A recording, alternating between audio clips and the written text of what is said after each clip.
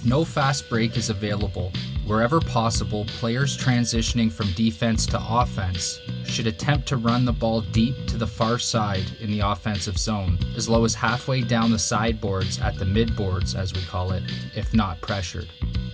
This will turn the heads of the other team's defense, sometimes allowing the third, fourth, and even the fifth player coming off the bench able to get open behind the play, coming in late as a trailer.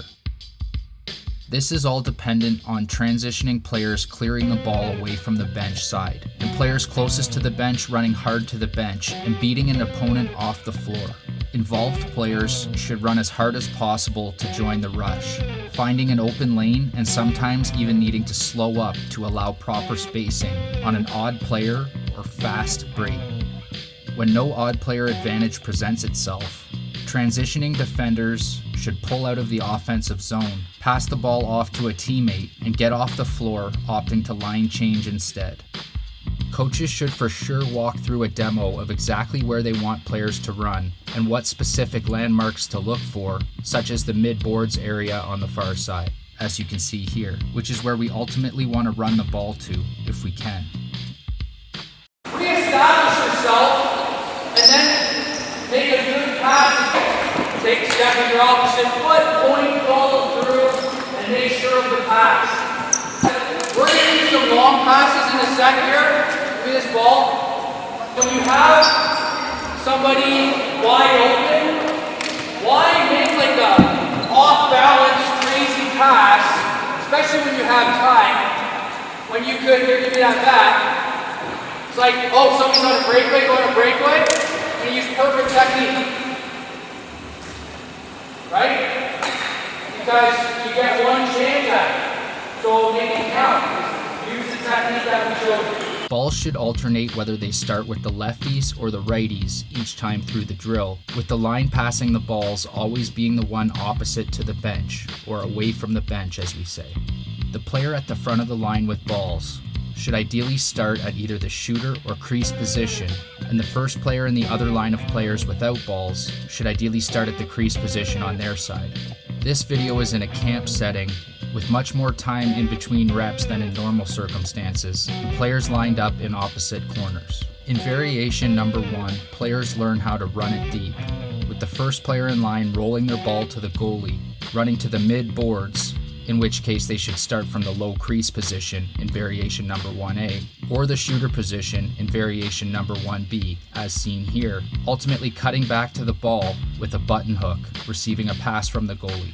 After the player who started the play receives the pass, the player on the bench side without a ball takes off running at a speed that will allow them to come into the play as a trailer in the far end. An experienced coach can also help with the timing of the trailer, as seen here. Ideally, you want trailers running full speed into the offensive zone, but they may need to slow up to get the right timing in this drill. So we can't run in and stop, because somebody's going to chase me down and make it even numbers. You have to go hard if you're this off-ball person. Don't stop and get to the net. Hey, you can't stop in here and make the pass. It's going to be a house defense. You have to stay a little bit wide. And the big thing is, we're getting here and we're still trying to throw this pass. Why not open our hips, stop, step, and make a perfect pass? Because probably nobody's going to be on you right here. Because everybody's finishing their changes. The player with the ball should then run it deep to the mid-boards in the far end, on the far side, and they pass it to the trailer who cuts down the middle for a shot. The most common error in this and all subsequent variations is players not running all the way to the mid-boards in the far end, instead stopping short or creeping into the middle with their pass, and for advanced players, not being a threat at all times, which is something that they should do in a game even if the numbers are even. Variation number 2 is the bench side recovery, referring to what happens when a bench side defensive player gets a loose ball or receives a pass as an emergency outlet. It is similar to the previous variation, except the goalie passes to the bench side player, who sprints to the far door on the near side bench and does a button hook back to the ball in the middle of the defensive zone. as if an offensive player supporting the ball coming off the bench in the first or third period.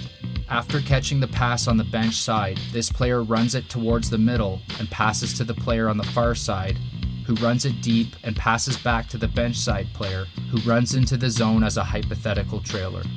Variation number 3, light pressure, is the same as the previous variations, except a coach, volunteer player, or the player who just passed applies light pressure on the player who runs it deep, perhaps also pressuring the pass from the goalie, either alone or in tandem with the trailer pass in the far end.